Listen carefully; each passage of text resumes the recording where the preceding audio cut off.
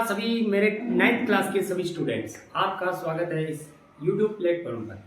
देखो दोस्तों कि आपके बहुत सारे मुझे कमेंट मिले थे और इन सभी कमेंट्स को देखते हुए मुझे ये लगा कि रियल में आपके लिए मुझे रोजाना का आधा घंटा देना चाहिए, जिसके अंदर मैं अपने जेन्युइन जो मैं नोट्स लिखता हूँ उन नोट्स से ही मैं आपको कुछ क्लासें लूंगा जिनसे आपकी तैयारी जो है वो बहुत ही मजबूत हो जाएगी। मैं यहाँ पर आपको जो भी पढ़ाऊंगा वो नोट्स के साथ में पढ़ाऊंगा ताकि आप नोट्स भी साथ में उतार सको। इसके साथ साथ आपको बहुत सारे इस 9th के चैप्टर ऐसे करवा दूंगा जिनसे आपको एक भी प्रश्न बाहर देखने को नहीं मिलेंगे, क्योंकि मेरा एक्सपीरियंस है कि मैंने काफी एग्जाम देखे हैं जो निकले हैं गत कक्षाओं के, उनके सारे क्वेश्चन उन नोट्सों के अंदर इन नोट्सों के अंदर आपको मिल जाएगा। तो शुरुआत करते हैं अपन एक मोटिवेशनल साथ में अपने आज के चैप्टर की। जीवन का सबसे बड़ा गुरु, अपना जो जीवन है ना उसका सबसे बड़ा गुरु वक्त होता है। वक्त बोले तो समय होता है, क्योंकि जो समय सिखाता है ना वो जिंदगी में कोई नहीं सिखा पाता मेरे दोस्त। बात ऐसी है कि जिंदगी में अपने को समय जो चीज सिखा सकता है ना वो कोई नहीं सिखा सकता। आज आपके पास समय पढ़ने का है, आज आपके घर वाले कहते हैं कि पढ़ो, आप नहीं पढ़ रहे हो, परंतु कल के टाइम में जब आपके पास समय नहीं रहेगा ना तब आपको पता चलेगा कि रियल में समय कितना अच्छा आदमी है, जो अपने को समय पर एक्शन लेना चाहिए। इसलिए आपका आज आपका समय है, आज आपको पढ़ना चाहिए और आज आपको मेहनत करनी चाहिए। शुरुआत करते हैं अपने चैप्टर की। एक अपने 9th का जो चैप्टर है परमाणु एवं अणु, ये तीसरा चैप्टर है, इसकी शुरुआत करेंगे। आज अपन इसको जितना हो सके इतना कंप्लीट करेंगे।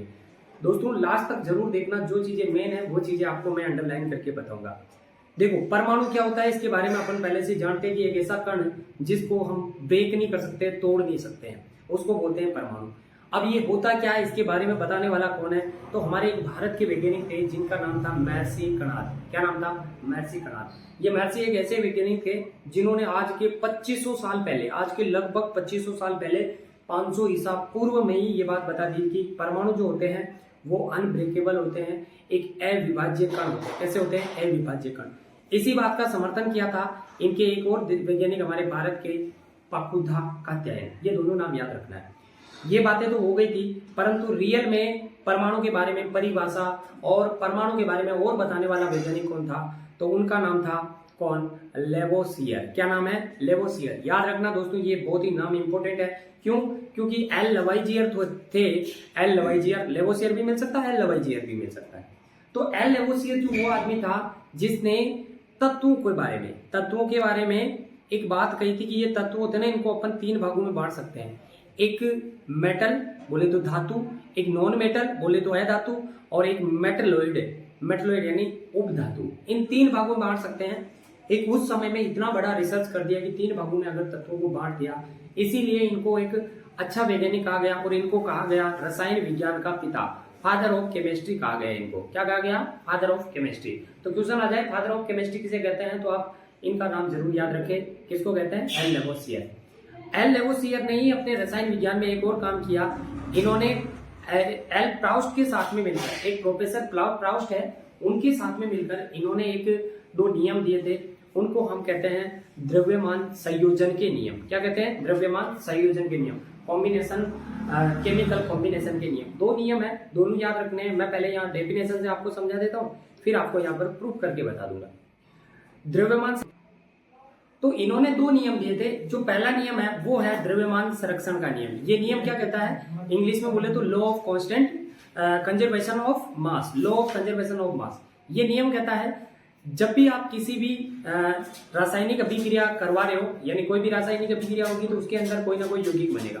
तो रासायनिक अभिक्रिया में कोई भी पदार्थ बनेगा तो उसके लिए जब भी पदार्थ बनेगा तो जो आप जिस चीज को ले रहे हो बनाने के लिए उनका मास यानी द्रव्यमान समान होगा आगे जो आपके पास उत्पाद बनेगा। उदाहरण से देखते हैं। देखो यहाँ पर मैंने एक उदाहरण लिखा है, यानी जो कार्बन है उसको मिलाया ऑक्सीजन के साथ में, जब भी ये मिलेगा तो अपने को क्या मिलेगा? CO2, कार्बन डाइऑक्साइड मिलेगा।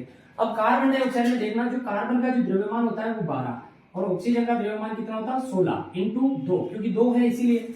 अब यहाँ पर कितना हो गया? 32 और प्लस 12, तो टोटल इनका द्रव्यमान हो गया हमारे पास कितना? 44 म्यू। अब बात करते हैं यहाँ पर 44 हुआ। इस नियम का कहने का मतलब यही है, जब भी आप रासायनिक अभिक्रिया करवा रहे हो तो पहले वाले जो आपने तत्व लिए हैं उनका द्रव्यमान बराबर होना चाहिए किसके? बाद वाले तत्व के। यही ये नियम कहता है। कैसे? कार्बन का हो गया और कार्बन प्लस ऑक्सीजन, 2 ऑक्सीजन है ना, यही बात है। तो कार्बन का 12 हो गया प्लस ऑक्सीजन का कितना हो गया 32, क्योंकि 2 ऑक्सीजन है। सेम इसका भी कितना हो गया 44 न्यूटन। इस प्रकार से ये द्रव्यमान संरक्षण का नियम लागू होता है। क्या कहता है कि जब भी आप कोई रासायनिक अभिक्रिया करवा रहे हो तो ना तो उसमें क्या कर सकते हो, द्रव्यमान को खत्म कर सकते हो, यानी आप उसको ना तो डिस्ट्रॉय कर सकते हो और ना ही आप सृजन कर सकते हो, ना ही क्रिएट कर सकते हो। क्रिएट मतलब नया बना सकते हो। इसीलिए क्या है कि जहां पहले था उतना ही बाद में रहेगा। ये एग्जाम्पल अपन और लेके देख लेंगे। बाकी अपन दूसरे नियम पे आ जाते हैं। दूसरा नियम क्या कहता है, स्थिर अनुपात का नियम। कौन सा नियम, स्थिर अनुपात का नियम। स्थिर अनुपात का नियम क्या कहता है, इस नियम के अनुसार जब भी कोई यौगिक बनता है तो 2 या 2 से ज्यादा तत्व मिलते हैं उसमें। क्या मिलेंगे, 2 या 2 से ज्यादा तत्व मिलेंगे, तभी जाकर क्या बनेगा, कोई भी यौगिक बनेगा। तो उस वक्त जो तत्व मिल रहे हैं ना, उस यौगिक को बनाने के लिए उनके तत्वों का अनुपात क्या होना चाहिए, फिक्स होना चाहिए। तत्वों का अनुपात क्या होना चाहिए, निश्चित होना चाहिए, चाहे उस यौगिक को अपन कहीं से भी लो। कहने का इसका मतलब सीधा सा है, अगर मान लीजिए कि आपको मान लो जल बनाना है, क्या बनाना है, जल, तो आप जानते हो कि जल का सूत्र ये होता है, आपको जल बनाने के लिए हाइड्रोजन 2 लेने पड़ेंगे, यानी हाइड्रोजन का द्रव्यमान तोल के लोगे ना, हाइड्रोजन गिन तो सकते हैं नहीं, परंतु तोल के ले सकते हैं। तो मान लो कि इसका द्रव्यमान अभी कितना है, 2 है, तो ऑक्सीजन का द्रव्यमान कितना है, 16 है। इसे अगर काटेंगे तो 1:8। अगर आपको कोई भी जल बनाना है, जल का एक अणु बनाना है, तो आपको क्या करना पड़ेगा, इसमें एक द्रव्यमान अगर हाइड्रोजन लेना है तो आपको उसी जगह पर 8 गुना ऑक्सीजन लेना पड़ेगा, 8 गुना ऑक्सीजन लेना पड़ेगा। एक उदाहरण को देख लेते हैं, NH3 अमोनिया बनाना, अमोनिया का नाइट्रोजन का द्रव्यमान होता है 14 अनुपात कितना, 3। अगर आपको अमोनिया बनाना है ना तो आप 14 बोले तो 3 ग्राम अगर क्या ले रहे हो, हाइड्रोजन ले रहे हो, तो आपको उसी समय 14 ग्राम क्या लेना पड़ेगा, नाइट्रोजन लेना पड़ेगा। तो ये कहता है ये दूसरा नियम।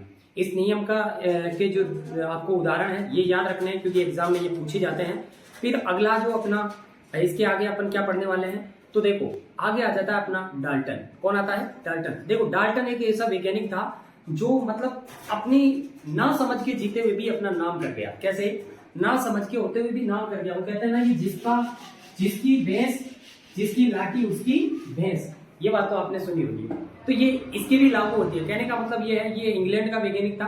कहाँ का था, इंग्लैंड का, रसायन विज्ञान का वैज्ञानिक, थोड़ा बहुत जानता था। इसने क्या किया, परमाणु के बारे में सबसे पहले बताया। परमाणु के बारे में पहली बात तो याद रख लेना, सबसे पहले बताया। अब बताया क्या है, इसने बताया परमाणु के बारे में कि परमाणु क्या होते हैं, उसकी परिभाषा भी दी।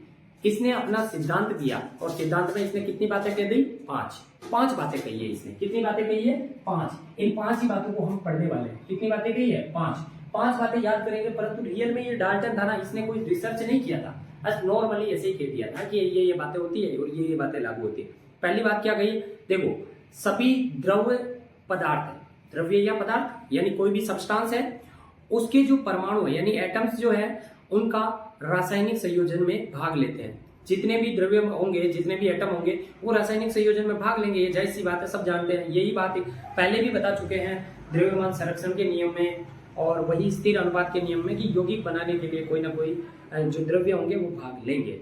फिर दूसरी बात ये कहता है कि जो परमाणु के जो कण है ना, वो अविभाज्य और सूक्ष्म कण है। ये तो परिभाषा भी बताती है, सूक्ष्म कण है, इतने छोटे कि आप उसे भी नहीं देख सकते हैं। और ये क्या करते हैं, ये एक रासायनिक अभिक्रिया में भाग लेते हैं। रासायनिक अभिक्रिया में भाग वही लेंगे जो परमाणु है। फिर उसके बाद में आगे बढ़ते हैं, तो ये तीसरे पॉइंट में अपने कहता है कि समान प्रकार के तत्व, समान गुण और अपनी प्रॉपर्टी समान, और इनका मास क्या होगा, समान होगा। बोले तो इनका द्रव्यमान भी समान होगा। कहने का मतलब ये है, देखो यहाँ समझते हैं। इसका दूसरा पॉइंट है, दूसरा पॉइंट यहाँ समझने से पहले यहाँ एक बार तीसरा पॉइंट अगला और देख लेते हैं। अगला पॉइंट है, अलग अलग तत्व होंगे, वो अपना गुणधर्म भी अलग दर्शाएंगे और उनका द्रव्यमान भी अलग होगा। इसका कहने का मतलब सीधा सीधा है कि अगर परमाणु अलग अलग होंगे तो द्रव्यमान भी अलग और इसकी प्रॉपर्टी भी अलग होगी। देखो इन दोनों पॉइंट को एक बार के लिए समझते हैं, क्या कहना चाहता है, मतलब कोई इसी विशेष बात है नहीं है। तीसरा पॉइंट कह रहा है कि अगर समान प्रकार के परमाणु है, आप एक बात बताना, इसको ऐसे समझना, आपके पास आपने पैर में चप्पल पहन रखी होगी, अगर आप एक जोड़ी चप्पल लेके आते हो, दोनों चप्पल तो समान होती है ना, तो ये क्या बताना चाहता है, ये कहना चाहता है कि अगर समान प्रकार के तत्व है ना, तो इनका द्रव्यमान समान होगा, इसका भी एक होगा और इसका भी एक होगा। अब इस पागल को कौन समझाए भाई, बात तो वही है ना कि अगर एक चप्पल का द्रव्यमान है, मास है, द्रव्यमान उतना ही है, तो इसका भी तो वो इतना ही होगा। तो इसमें बताने की क्या बात है, फिर भी इसने अपना पॉइंट बता दिया। अगला दूसरा पॉइंट इसमें चौथे पॉइंट में इसने क्या कहा कि अगर अलग अलग परमाणु हुए, जैसे ऑक्सीजन और हाइड्रोजन को ले लेते हैं, अलग अलग परमाणु हुए तो द्रव्यमान भी अलग होगा और इसका गुण भी अलग होगा। अरे मेरे पगले आदमी, तू एक बात बता, जब तू एक पैर में चप्पल पहन ले, एक पैर में क्या पहन ले, चप्पल, और दूसरे पैर में क्या पहन ले, जूता, तो आप बताइए क्या जूते और चप्पल का द्रव्यमान समान हो सकता है क्या? इतना तो कॉमन सेंस इसमें भी होना चाहिए, पर इसने तो बता दिया कि ठीक है हम ये होते हैं।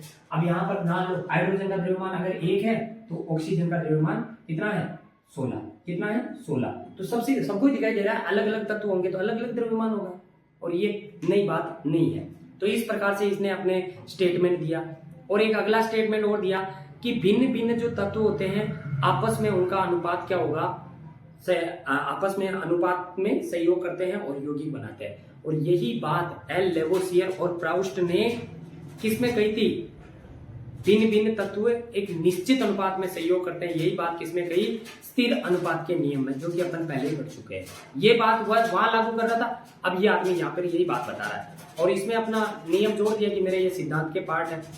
एक लास्ट बात और कहता है, क्या कहता है, एक लास्ट बात कहता है कि जब भी अपन कोई भी पदार्थ बनेगा, नया यौगिक बनेगा, तो उसके अंदर जो तत्व भाग ले रहे हैं, परमाणु भाग ले रहे हैं, ना तो उनका द्रव्यमान घट सकता है और ना ही बढ़ सकता है। ये बात भी इसने कही है। तो ये बात क्या द्रव्यमान संरक्षण वाले नियम में नहीं थी, law of conservation of mass में नहीं थी, वही बात थी, परंतु इसने जोड़ दिया। अब देखो 5 पॉइंट आपको याद रखने, कौन कौन से, पहला पॉइंट याद रखना है, परमाणु अति सूक्ष्म कण होते हैं जो रासायनिक अभिक्रिया में भाग लेते हैं। दूसरा पॉइंट याद रखना आपको, दूसरा पॉइंट ये याद रखना है कि परमाणु अगर 2 है, मतलब समान चप्पल है, तो वो क्या होंगे, उनका द्रव्यमान समान और गुण भी क्या होंगे, प्रॉपर्टी भी समान होगी।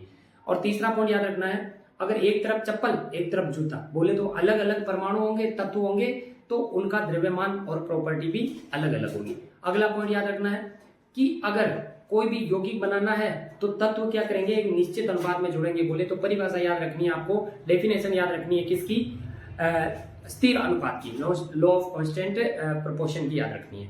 फिर लास्ट वाला पॉइंट याद रखना आपको, law of conservation of mass की याद रखनी है, द्रव्यमान संरक्षण की याद रखनी है। ये 5 पॉइंट हो गए किसके, डाल्टन के। पूछे जाते हैं, काफी बार एग्जाम में आए हैं कि डाल्टन का सिद्धांत लिखिए, इनके बारे में लिखिए। अब अपन समझते हैं इसकी कमियां क्या है, क्या समझते हैं, कमियां क्या है। अब देखो डाल्टन की कमियां क्या है, ये इंपॉर्टेंट है, डाल्टन की कमियां बहुत पूछी जाती है। अब इसने जो नियम दिए ना, इनमें से इसकी कमियां निकल कर आई। 2 कमियां याद करेंगे और 2 कमियों के साथ में एक एक शब्द याद करेंगे। क्या शब्द याद करेंगे, ध्यान दो, कमियां। इनकी कमियां बोले तो डिसएडवांटेज। डिसएडवांटेज क्या क्या हो सकते हैं, ध्यान दो। पहली बात आप बताइए मुझे, इसने दूसरे पॉइंट में क्या बोला था, अगर एक ही प्रकार के तत्व है, यानी हाइड्रोजन है और ये हाइड्रोजन है, अगर समान प्रकार के तत्व होंगे तो उनका द्रव्यमान भी समान होना चाहिए और उनकी प्रॉपर्टी भी समान होनी चाहिए। परंतु आगे की जब खोजें हुई ना, उसमें पता चला हाइड्रोजन जो होता है, हाइड्रोजन 1 नंबर पे आता है, इसका द्रव्यमान 1 होता है। कुछ हाइड्रोजन ऐसे थे जो 1 नंबर पे आ रहे थे परंतु द्रव्यमान 2 था। कुछ हाइड्रोजन ऐसे मिले जिनको 1 नंबर पे मतलब मिलकर 3 था इनका द्रव्यमान। इनको हाइड्रियम बोला गया, इसको ड्यूटेरियम बोला गया और इसको ट्राइट्रियम बोला गया। अब इनके नाम भी अलग है, प्रॉपर्टी भी अलग है, द्रव्यमान भी अलग है। तो भाई साहब ये डाल्टन तो कह रहा था कि सब अगर समान होंगे तो द्रव्यमान समान होना चाहिए। क्या यहाँ पर समान है, नहीं है। क्या इनकी प्रॉपर्टी समान है, नहीं है। इसीलिए ये क्या हो गई, इसकी कमी हो गई। क्या हो गई, कमी हो गई। सर इनको कहते क्या, ये याद रखना जरूरी है। जैसे कार्बन होते हैं 6 नंबर पे 12, कार्बन होते हैं 6 नंबर पे 14, नाइट्रोजन होता है 7 नंबर पे ये 14 वाला, और नाइट्रोजन और एक और होता है जिसका 7 नंबर पे ये 15 होता है। ये जो मैंने 3 उदाहरण दिए हैं इनको बोलते हैं आइसोटॉप्स। क्या बोलते हैं बेटा, आइसोटॉप्स। आइसोटॉप्स बोले तो समस्थानिक। क्या बोलते हैं हिंदी में, समस्थानिक। समस्थानिक, समस्थानिक के मतलब इनका स्थान तो समान है, देखो समान स्थान है, परंतु इनका द्रव्यमान क्या है, अलग अलग है। अगर आपको समस्थानिक या सम आइसोटॉप्स की परिभाषा भी पूछ ले तो ऐसे तत्व जिनका परमाणु क्रमांक तो समान है परंतु द्रव्यमान क्या है, अलग अलग है, तो क्या कहलाते हैं, समस्थानिक या फिर आइसोटॉप्स कहलाते हैं। पहली कमी हो गई है, समस्थानिक भी याद हो गया। अगला क्या है, ध्यान दो, दूसरा पॉइंट इसने बोला था कि अगर अलग अलग परमाणु हुए, अलग अलग परमाणु हुए, डिफरेंट डिफरेंट अगर एटम हुए तो उनका परमाणु द्रव्यमान भी क्या होगा, डिफरेंट डिफरेंट होगा, और उनके गुण भी क्या होंगे, डिफरेंट होंगे। परंतु खोज से पता चला कि जो आर्गन होता है, आर्गन, फिर आता पोटेशियम, फिर आता कैल्शियम, ये 18 नंबर पे होता है, ये 19 नंबर पे और ये 20 नंबर पे। जब इन दोनों को अगर मेजर किया गया, तोला गया, तब पाया कि इन सबका जो द्रव्यमान होता है वो अप्रोक्सीमेटली कितना होता है, 40 यू। एटॉमिक मास यूनिट के लिए यू लिखते हैं, 40 होता है। अब आप बताइए, वो जो डाल्टन था कह रहा था कि इनका अगर अलग अलग तत्व है तो द्रव्यमान अलग अलग आएगा, क्या यहाँ पे अलग आया, क्या नहीं, इसीलिए ये भी इसकी क्या हो गई, कमी। इनको कहते हैं क्या है सर, उनको कह रहे थे आइसोटॉप्स, इनको कहते हैं आइसोबार। क्या कहते हैं, आइसोबार, या इसको कह सकते हैं अपन समभारिक, भारिक, याद रखना, याद रह जाएगा आपको यहाँ से। सम, भार से भार, भार मतलब वजन, भारिक, और बार से बार, बार और भार समान रह जाएगा। सम बोले तो समान, देखो इनका सबका द्रव्यमान या भार है जो समान है कि नहीं है। ऐसे तत्व, परिभाषा भी अगर आ जाए तो पूछने है तो बतानी है, ऐसे तत्व जिनका परमाणु क्रमांक तो अलग अलग परंतु द्रव्यमान क्या होना चाहिए, समान हो, ऐसे तत्व क्या कहलाते हैं, समभारिक या आइसोबार कहलाते हैं। समझ आ रहा है, तो ये बातें आपको याद रखनी है, और यही इसकी क्या थी, दो कमियां थी। देखो यहाँ पर भी लिखा हुआ है, दोनों कमियां दे रखी है। पहले में देखो, ऐसे तत्व जिनका परमाणु क्रमांक तो समान है परंतु उनका रासायनिक गुण और इनका द्रव्यमान क्या है, अलग अलग है, क्या कहलाते हैं, द्रव्यमान अलग अलग है तो समस्थानिक। फिर वापस समभारिक के लिए, ऐसे तत्व जिनका परमाणु द्रव्यमान तो समान है परंतु परमाणु क्रमांक क्या है, अलग अलग है, क्या कहलाते हैं, समभारिक। ये एग्जाम में काफी बार पूछा गया है, इसमें आपको या तो डेफिनेशन पूछेगा या इनके एग्जाम्पल पूछेगा, तो इंपॉर्टेंट ये ज्यादा है, डेफिनेशन तो आ जाएगी परंतु इंपॉर्टेंट एग्जाम्पल याद आने चाहिए, ठीक है ना। और इसमें कंफ्यूजन बहुत होता है, तो याद रखना आपको, भार से भारिक, भार से भारिक, सम मतलब समाभारिक, समभारिक, ठीक है ना। ठीक है, तो इसके बाद में अपन थोड़ा सा और पढ़ते हैं, इसके बाद में अपन क्लास को एंड करेंगे।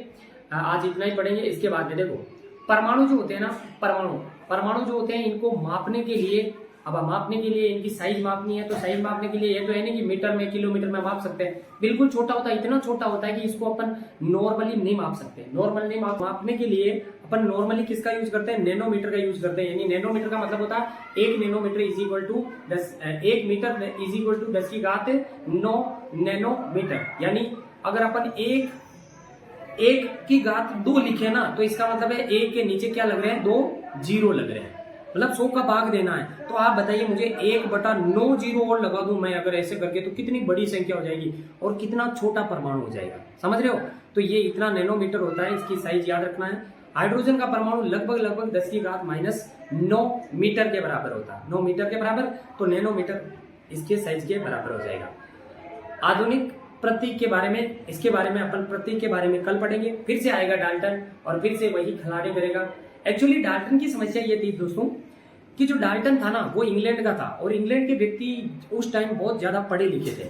तो हमारा कोई भी भारत का व्यक्ति था तो उसका तो नाम लेते ही नहीं थे ये लोग, मतलब नाम, पहले हम तो बहुत सारे गुलाम रह चुके हैं, पहले अंग्रेजों के गुलाम थे, उससे पहले हम मुस्लिमों के गुलाम थे, बहुत सारे मतलब यहूदी आए, इसके अंदर बहुत सारे अलग अलग आक्रांत आए, इनकी गुलामी में रह गए।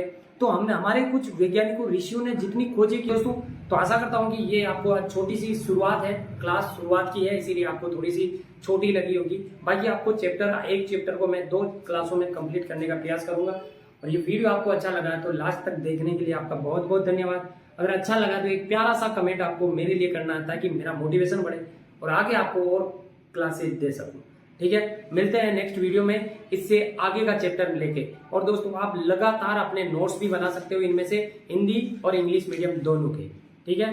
बहुत बहुत धन्यवाद। जय हिंद, जय भारत।